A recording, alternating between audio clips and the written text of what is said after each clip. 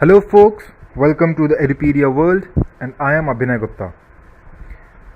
So, we are again continuing with the topic the meetings of the board and its power. So, do you remember what we have covered in our previous lecture? Yes, it was section 179, the powers of the board. Right?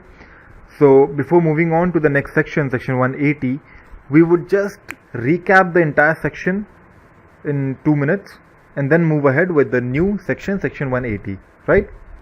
So in 179 we have seen that board is the supreme power. What the company can, the board can, unless and until the powers are specifically mentioned in the hands of the shareholders, right? And board would comply with the act, the memorandum, the memorandum of association, article of association, and their powers are also restricted by the members.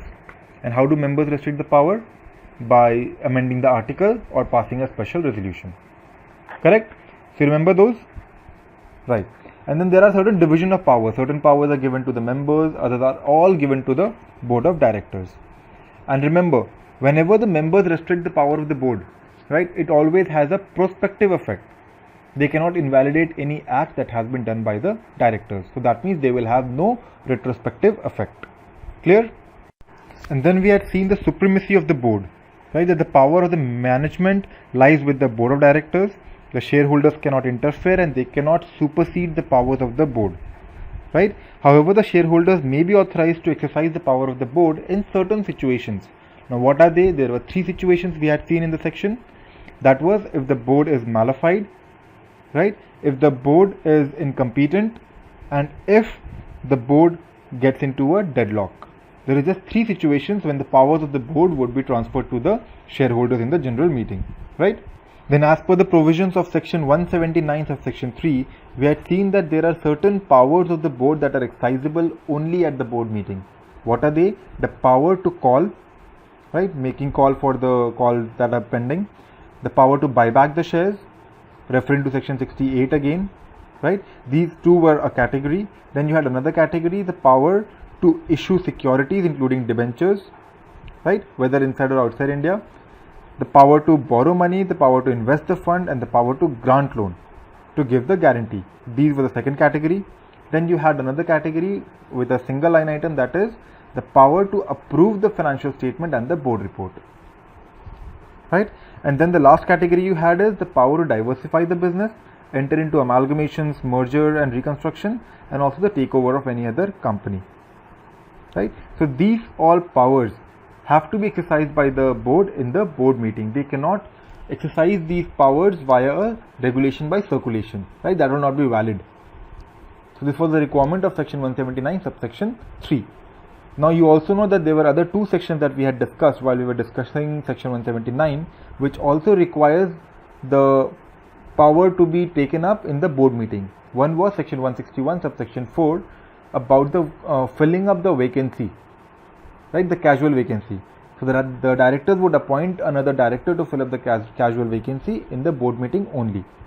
Then we also had one more section, that was section 182, right, the power to make political contribution. If you want to decide how much and to whom do you want to make the contribution, you need to hold a board meeting. And then again, rules, right, your rule 8 of the company's meeting of the board and its power rule 2014 also specified 3 places where the power had to be exercised by the board. You remember them? One was common with 182, which is the power to make political contribution. The other 2 were the power to appoint the key managerial person and the power to appoint the internal auditor and the other auditor. Who was the other auditor? The secretarial auditor, right? So these were the powers. We had seen them already. And when among these powers, there were 3 powers, D, E and F, right? Try remembering this section, section 179 subsection 3 with the other clauses, right? Clause A, B, C, D, E, F, G, H, I, J. Try to remember those clauses so that you write it in your exam. 179 bracket 3 bracket A or bracket D or whatever it is, right? Because that is how your answer will be in front of the examiner, right? The suggested that the examiner has, on the basis of which he is checking your paper, over there the section will be coded in this way. So if you quote the exactly same section, he will not read anything further. So I'm not telling that it is a compulsion that you do it that way. It's not a mandate, but it is recommendatory. Right? If you want to score well, try learning sections like this. There are very few places where you have sections to be learned in this way, right? It is not very difficult also, right? As we have divided it into category, remember those categories. There are the first category is about the shares, call and buyback. Other is about loans, making and giving, right? So issues of issuing securities, borrowing money, granting loan, and then investing the fund. The other was the financial statement and the board report, right? And then you had the last one, diversify the business, approval and amalgamation, and takeover. So you can remember that, yeah, these were the 4 blocks and these were the sequence. So you remember, yeah, A, B, C, D, E, F, G, H, I, J, K, right? So that is recommendatory. And now out of these, the powers of D, E and F can be delegated. Delegated to whom? Committee of directors, managing director, manager, principal officer of the company, and the principal officer of the branch. Remember, we discussed it. There was a blue box on the screen. Yeah.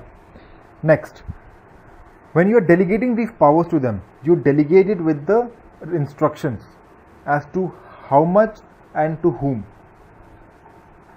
Like while you were delegating the power to borrow money, right, you will specify the total amount of money that is outstanding as per your limit of borrowing, right? And then you give on to them when you want, how much you want borrow, but within this limit, right? Then the power to invest the fund, you will tell them that how much is the money that you are still prepared to invest, right? This is your bandwidth, this is your limit, and also the nature of investment that they have to make.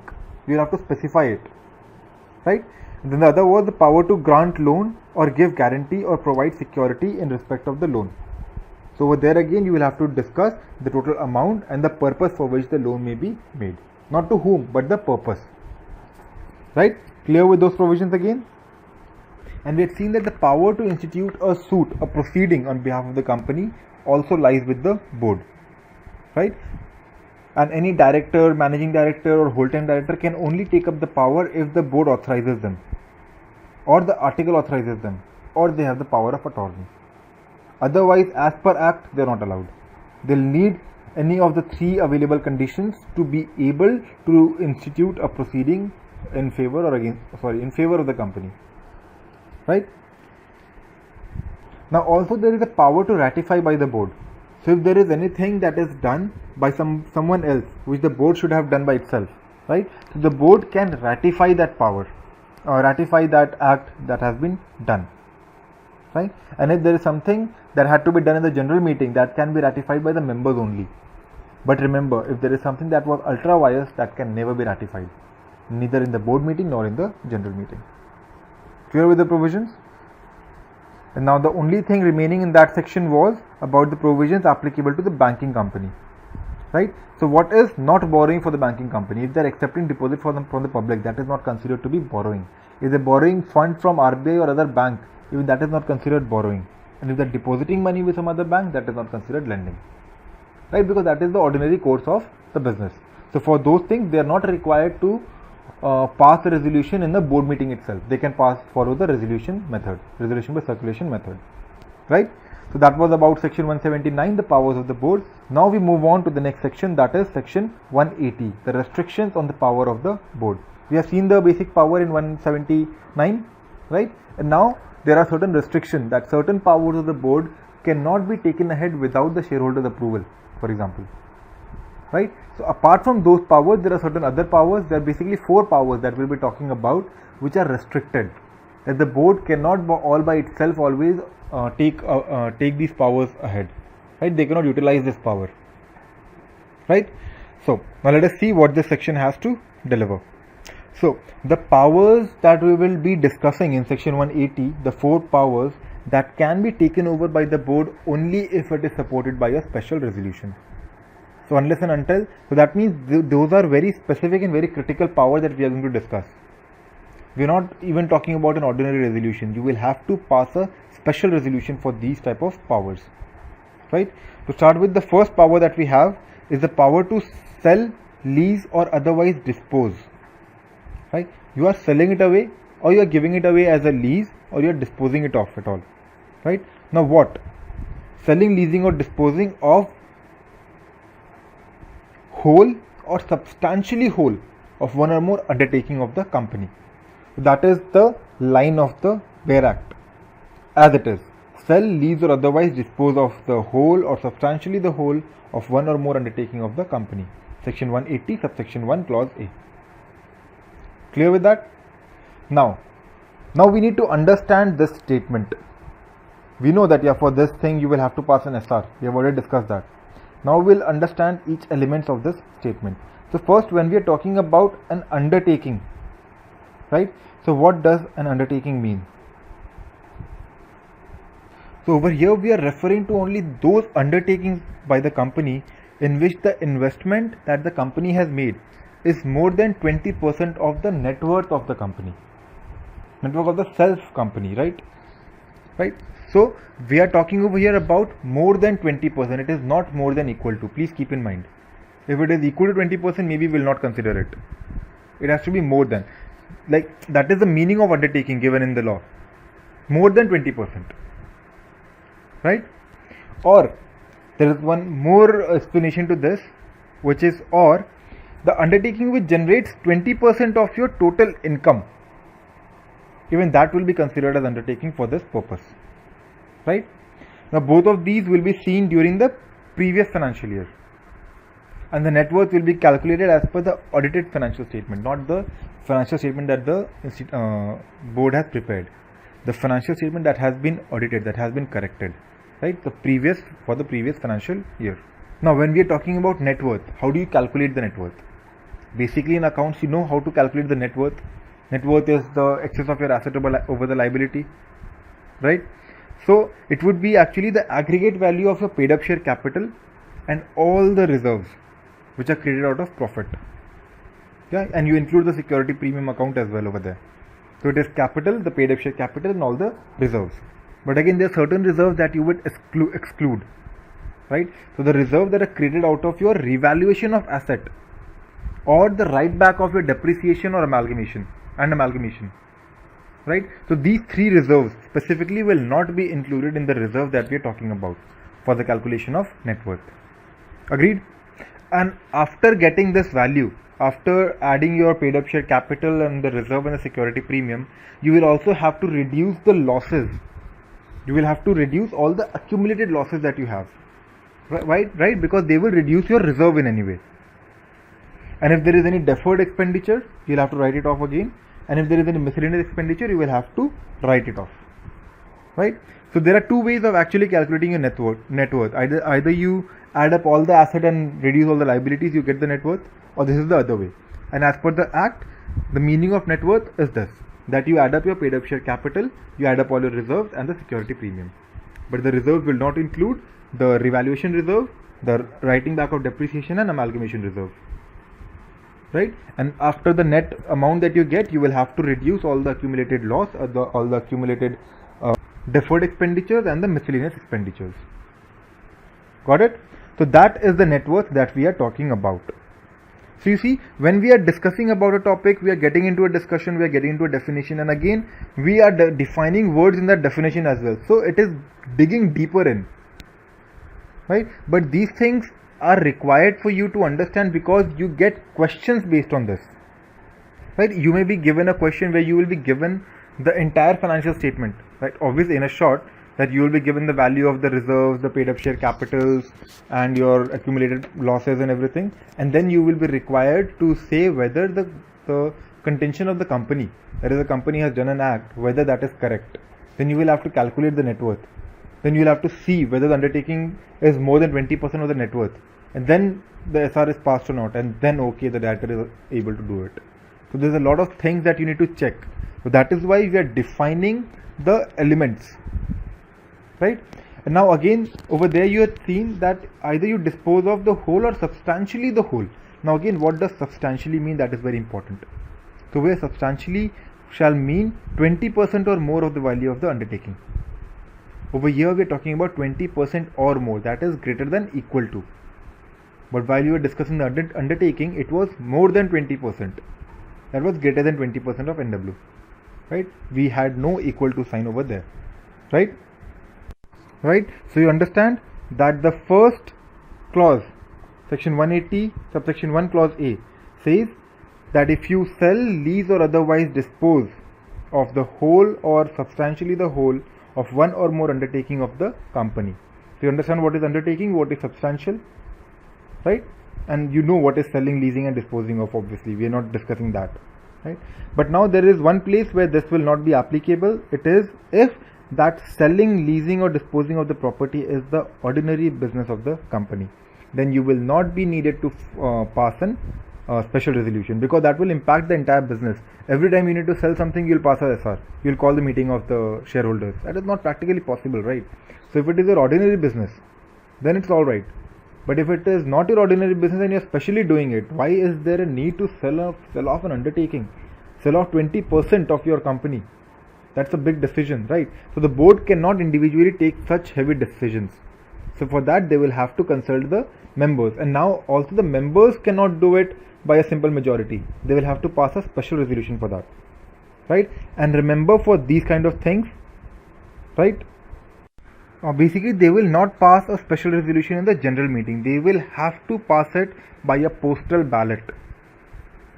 Remember what ballot is? Postal ballot, we have discussed it earlier. Basically I'll just discuss it in brief over here. At the end of the lecture, if we have time, we'll discuss the postal ballot in detail again, right? The ballot is specifically the situation where the candidates are much more than the number of seats available. That is basically a ballot when we're talking about ballot in appointment, right? So that is voting by ballot. And ballot specifically, if you talk, it is the paper, right? You talk about the ballot paper. So every shareholder will be given a ballot paper, and on the ballot paper they will disclose their selections, that okay, we are ready for this or we are not ready for this. They will do it via a ballot paper, right? So postal ballot is the situation. So you will send the ballot paper by post, and shareholders will give their consent on the same, right? And basically when we are talking about ballot, what we refer to is that in the election we understand that there are more candidates than seats, but over here there is no condition of candidature and seat, right? So that is what I am trying to bring a distinction. Over here you have to pass a resolution that they are planning to sell an undertaking. Where should they or shouldn't they? So you will just have to give your consent, yes or no, right? So that postal ballot is mandatory. You will not call a shareholders meeting for that, and you will not pass a special resolution in the general meeting. You will conduct it by postal ballot, and that is a mandate. Understood? So that was all about section 180 subsection 1 clause A. Now we move on to the next clause. Next clause talks about invest. It says, I'll speak out the language of the text. It is, invest the compensation received by the company as the result of any merger or amalgamation, right? So when a company wants to invest the proceedings, right, the compensation that they have received from any merger or amalgamation, if they are willing to spend that amount, because that is a very big amount, it's the merger that has taken place, right? The purchase consideration is a huge amount. So if you want to spend that amount, you will have to take a special resolution, special permission from the shareholders, right? But that consent of shareholders may not be required if you invest that amount in a trust security, but not all trust security, only those trust securities that have been specified under section 20 of the Indian Trust Act, right? And what are those trust securities are out of your purview. You don't need to know what are those trust securities. Just remember that you will have to invest it into trust securities under section 20 of the Indian Trust Act. If you do that, you do not require the special resolution of the shareholders, right? Now the next point is borrowing of money if borrowed plus proposed to be borrowed is more than the paid up share capital and free reserve. So I'll read out the text first. So as per section 180 subsection 1 clause C, borrow monies if money if money already borrowed together with money to be borrowed will exceed the aggregate of paid up share capital and free reserve of the company. If something like that happens, you will have to pass a special resolution, right? So when you talk about borrowing, they have not specifically defined what borrowing is, but they have defined what is not borrowing, what will not be considered to be borrowing, right? So if you are taking any temporary loan, right, from any company's bankers or anybody in the ordinary course of business, that will not be considered as borrowing. So first of all, the loan is temporary. Second is, it is the ordinary course of business, so we will not consider it borrowing, right? But what is the limit? how do you define the temporary loan now? So temporary loans are loans that are either repayable on demand or they are repayable within 6 months from the date of the loan, right? But if you are raising a temporary loan, that means a loan that will be repayable in 6 months, but you are actually taking that loan, the temporary loan also, to if that is raised for the financing of a capital expenditure, then we will consider it to be borrowing, although it is within the limit that okay, you will repay it within 6 months, you will repay it in 4 months. So you say it's temporary loan, we will not consider it borrowing, and you have taken huge amount for making capital expenditures. So that will not be considered temporary, right? So while you're talking about this definition that okay, it is repayable on demand and that it will be repayable within 6 months, so this is one condition to it, that all loans within 6 months will not be considered temporary. So if you're taking it for your capital expenditure, it will not be considered temporary, right? Now what we've seen is the borrowing of money. If the money that has already been borrowed, right, we are not talking about temporary loan. Other than temporary loan, whatever borrowings you have made plus whatever borrowings you are proposing to be made, right, if that will exceed the paid up share capital plus free reserve, then you will have to pass a special resolution. Below that limit, below the limit of paid up share and free reserve, you will not need a special resolution. Got the point? Now the other thing to understand is, what is borrowing. Temporary loans are not included, and what are not temporary loans we have seen. Proposed and present, right, no problem. Paid up share capital, understood. Now there can be a confusion, right? Institute can check you on the free reserve portion, so you will have to understand what free reserves are. So do you all know the section for definitions? Yes, section 2 is the section that contains all the definitions. So in section 2, clause 43, that defines the free reserve. So in a layman's term, free reserves are those reserves that are free from any obligation, so you can distribute it as dividend, right? That is the layman term. And obviously whenever we are talking about these reserves and stuff, we will be referring to the reserve which are in the latest audited balance sheet that are available with you, right? So remember what we say in the layman term, we are talking about those reserves which are available for distribution. So what do you mean? Now if we get deeper into it, available for distribution, that means you will have to have that money so that you can distribute, right? So if there is something that is unrealized, we will not consider it in free reserve. So if there is any amount which represents unrealized gain or any notional gain or the revaluation of assets, when you revalue assets, do you get any money? No, only the value of asset changes, right? So those things will not be considered in free reserve, no matter if you are showing it into reserve or somewhere else in your balance sheet. That does not count at all. The important thing is that it should be available for distribution. That means it should fetch you some money that you can distribute. But since revaluation asset, they don't, notional gains don't, right? So you won't consider them to be a part of free reserve, right? So revaluation of asset is basically where you revalue the asset, where you see the carrying value of the asset. That okay, maybe the asset was of this much money last year, but now I think this is the only thing that can be realized. So this is the revalued amount of asset, right?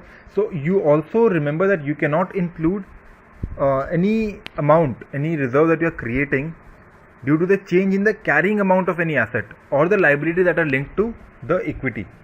For example, any reserve or anything, right? So if there is any change in the surplus, if there is any change or if there is any surplus in the profit and loss account which arises due to the measurement of the asset at the fair value, that shall also not be treated as reserve, because you are not realizing that fair value. You have just measured it, you have just revalued it at fair value, and due to that your liabilities are changing, right? So we will not include them in reserves, no matter what the balance sheet says, right?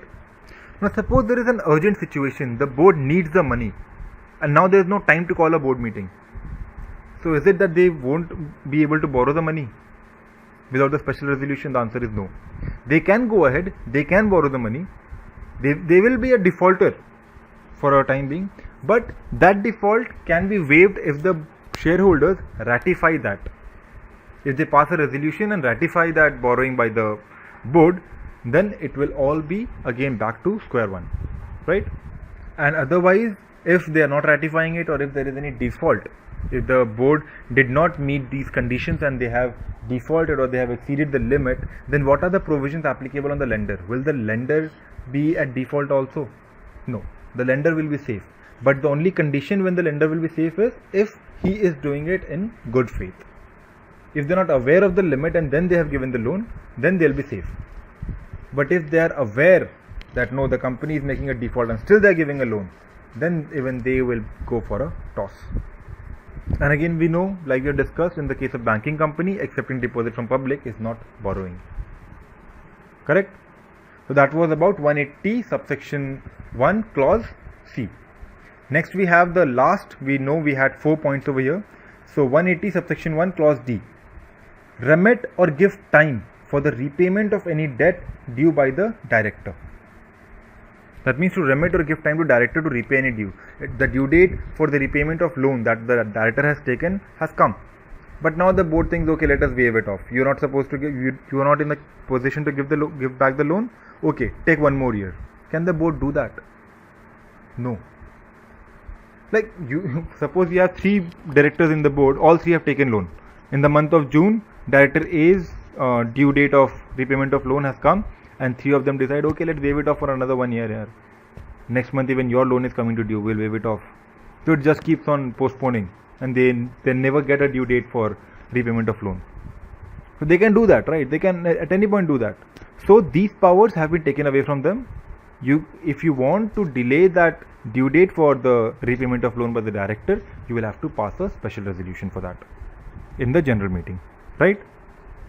And we know that the provision that we have been talking about, it is applicable on all companies.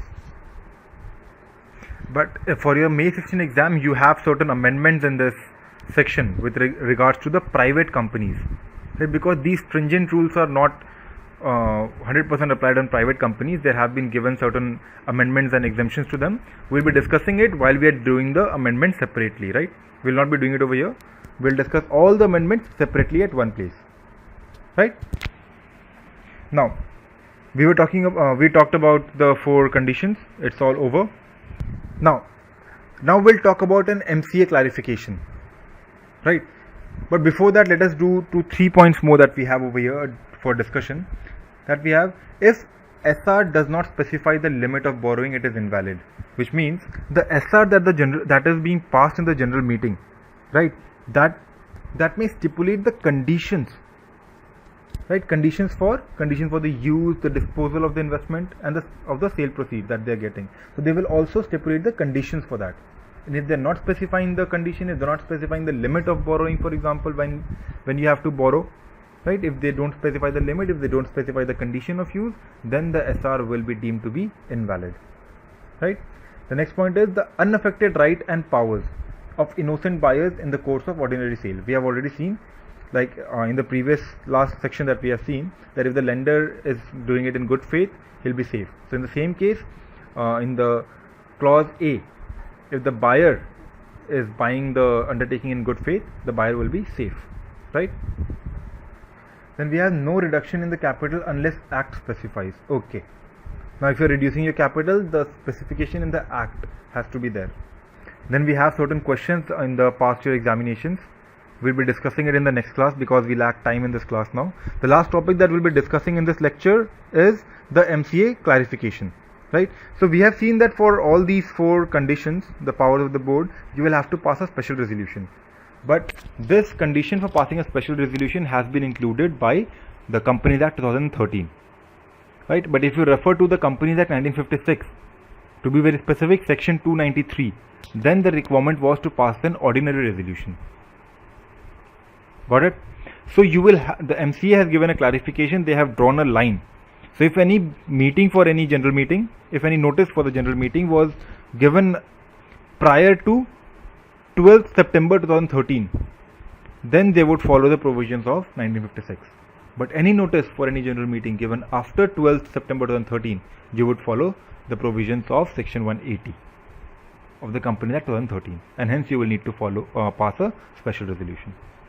So remember that date, 12th September 2013.